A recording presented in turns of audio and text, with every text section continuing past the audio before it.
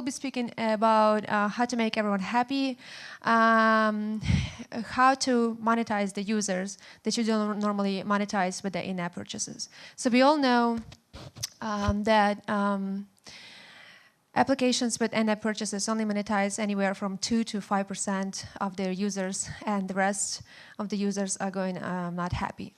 And I'm going to have to give you a few examples of really good monetization.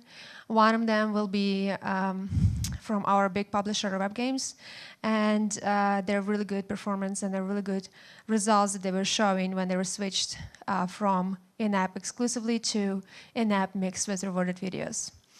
And I will give another few examples that will be pretty interesting. So, but before I'm going to start, I'm going to jump to that. I'm going to start with a few interesting facts about mobile industry that I found online yesterday.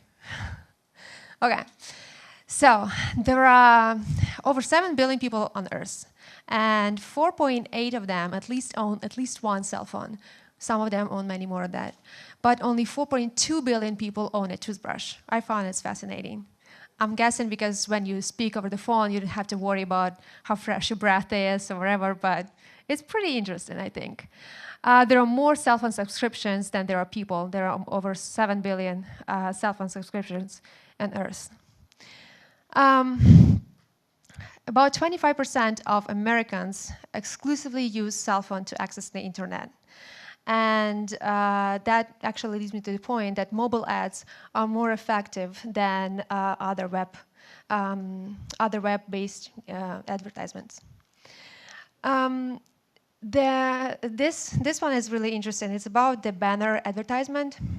The banner ad that is on the bottom or on the top of the screen, the thin banner, is the least performing advertisement format, but it's also most used advertisement format.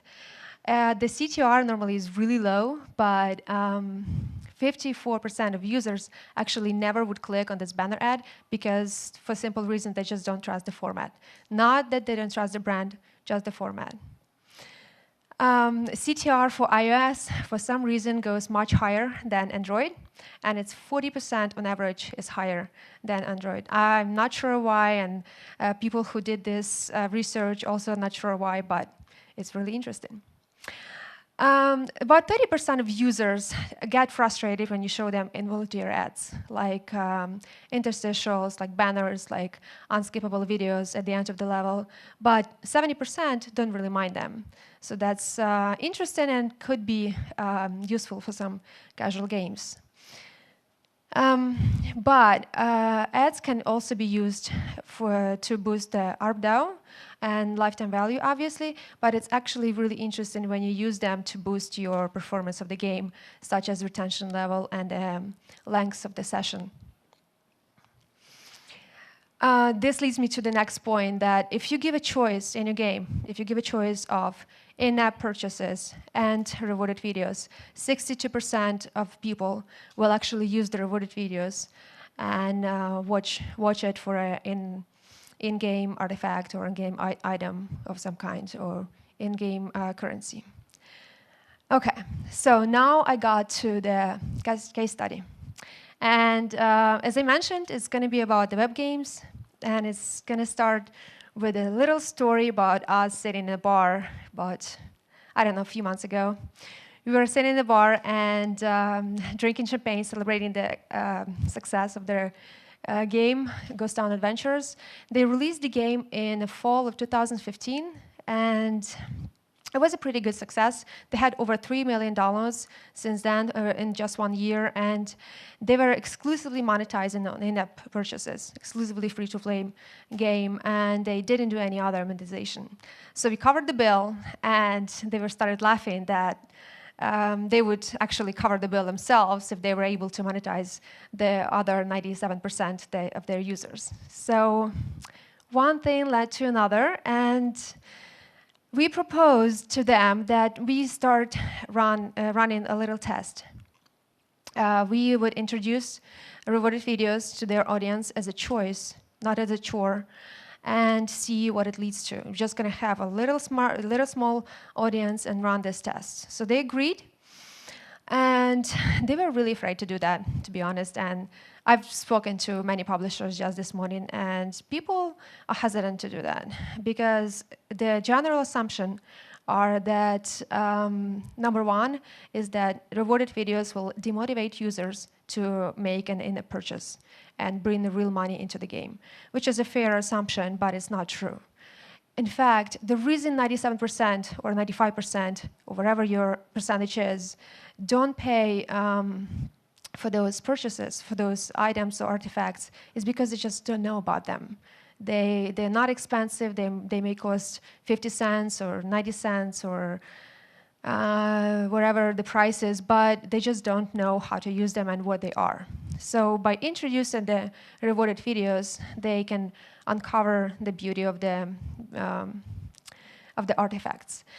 Another assumption is that ads will drive retention rate down, and people just will get annoyed and won't play the game anymore. And the next assumption was that that people who have ever made at least one in-app purchase should never watch an ad. So they would be the audience that never watch an ad. So we started with these assumptions, and the metrics that we used to measure the results were there on the screen. They were lifetime value, they were average revenue per paying user, session lengths, the conversion from non-paying users to the paying ones, retention rate, and of course, number of the advertisement. So we started with two groups.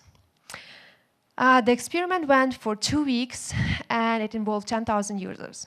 These 10,000 users were divided in equal two groups.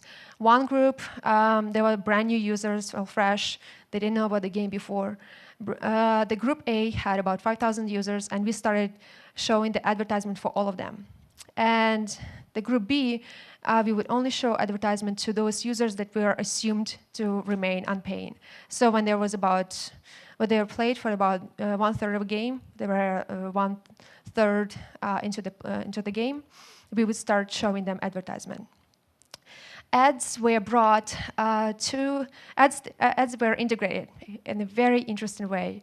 They were brought to users as the story from another land, and the fairy would bring these stories, and the fairy would award the user for watching these stories with any gift or any artifact.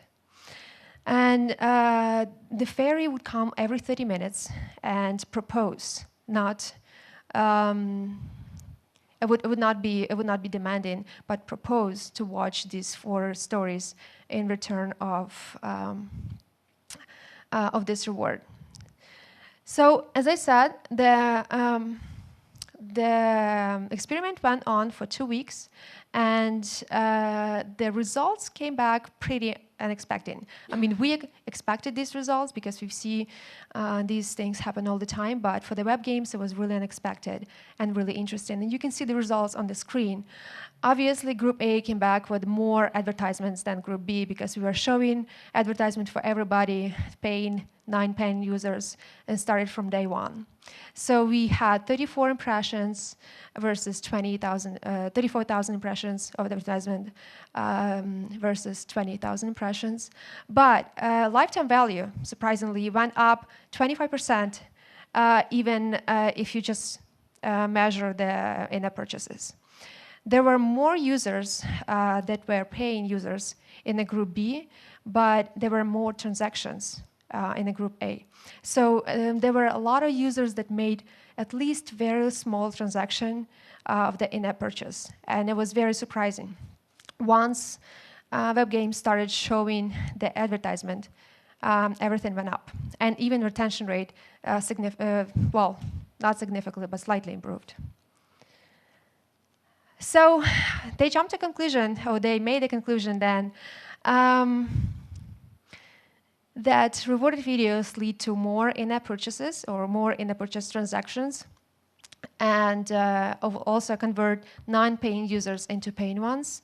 It also promotes lifetime value and retention rate, and of course, it gives you additional average revenue per daily active user plus the revenue plus the additional advertisement revenue. Okay, and we jumped to conclusion that the next bill is on them. The champagne, they can finally fuck over the champagne. So now they still run the experiment time after time, and they show advertisement to all paying and non-paying users. And the format that I mentioned before, the fairy brings little tales from the other land and gives the awards to the user. It's really, really well fitted with the game. If you're not familiar with the game, there is a, I'll show you in the first screen. There is a little girl right there that's standing. She comes to this town and she tries to clean up the town and get rid of the ghosts that live in there. And all the people are scared. So when the fairy fitted really, really well with the plot of the game. Okay, so next. Now I'm going to give a few more examples and a few more ideas to maybe plant into your heads. Maybe you can think about your own games and your own applications that you can start doing something like that.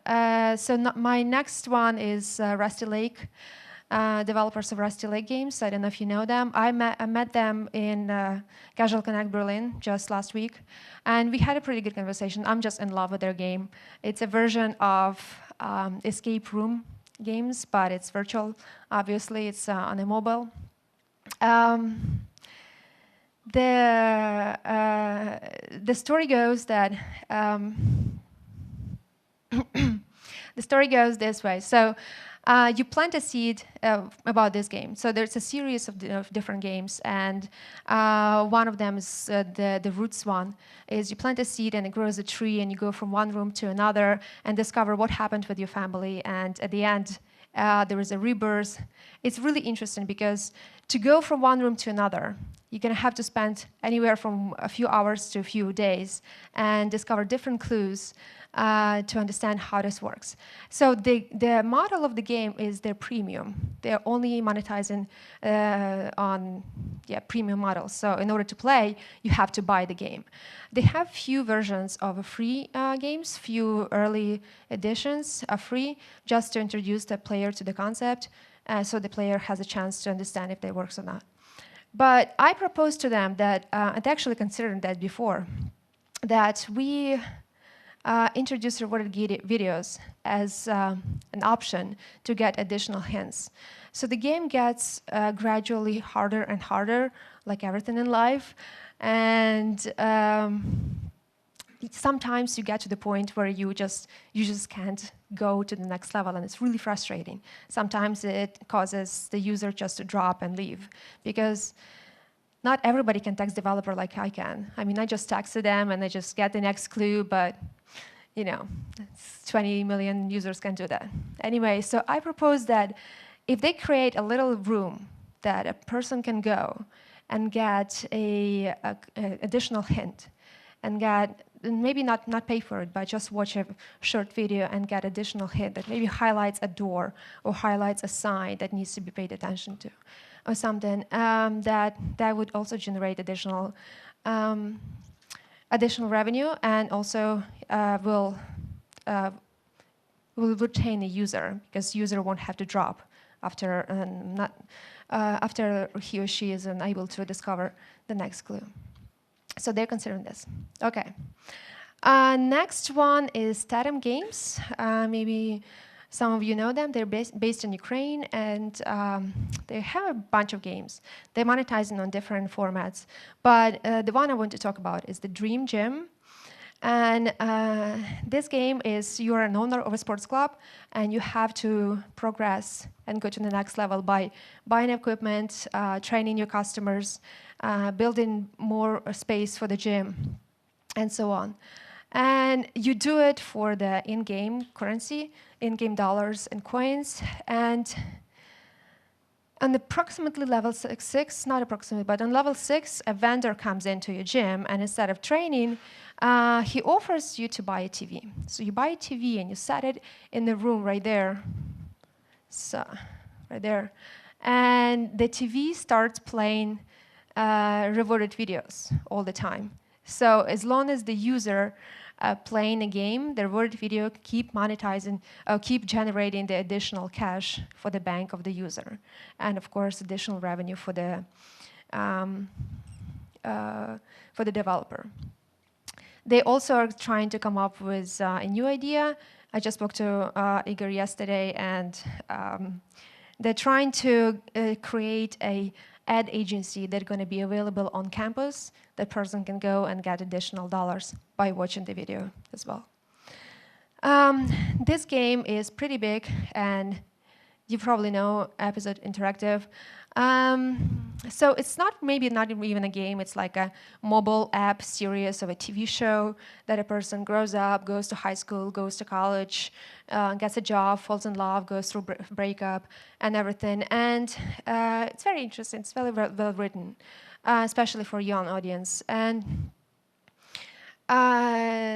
they didn't have any special integration, but I just wanted to give them as example because they're really respectful to the user and to the advertiser on how they present the game. On approximately level 4, before entering the new level, you're given a screen that says, we would like to give you a few sponsor from our sponsor, a few words from our sponsor, and then the video is played. So that's really interesting. It's not intrusive. It doesn't interrupt the gameplay, and it's still really not annoying at all to the user. Rodeo, Angry Birds Pop. It's one of my favorite, or one of my son's favorite games. He plays it all the time, and they have few free boosts for their game. But later in the game, when it gets more and more challenging, at the end, the Rodeo proposes to watch a rewarded video, and at the end, they give you a boost that is related to this level to go past the next screen. So I assume that that would also produce a lot of new in-app purchases and conversion from non-paying to paying users. Next game is the Featherweight games, Rodeo Stampede. So you're a rodeo player, and in order to complete the game, you have to jump from an animal to an animal, and hopefully be on that, riding an animal as long as you can. Every now and then, every day, a user is given a little task, a little challenge that is normally not really difficult to solve. And at the end, the user is given a gift at the end of this challenge. It's not related to video at all. It's just how the game is built. But if the user doesn't like the challenge, or it's too difficult, or it's annoying, boring, or whatever, they're given the option to switch the challenge and watch another one. And then at the end of the challenge, so they get a really good in-app currency that they can redeem later on the game. But at the end of the challenge, the next one comes in a few hours, or the next day. And if the user wants to keep playing, they would have to, well, they don't have to, but they have an option to watch a video. Also, when the user falls off the horse and doesn't have time to get back on the horse or on the bull or wherever, they also have an option of watching the video and return back. So that was my presentation, and if you understood everything, great.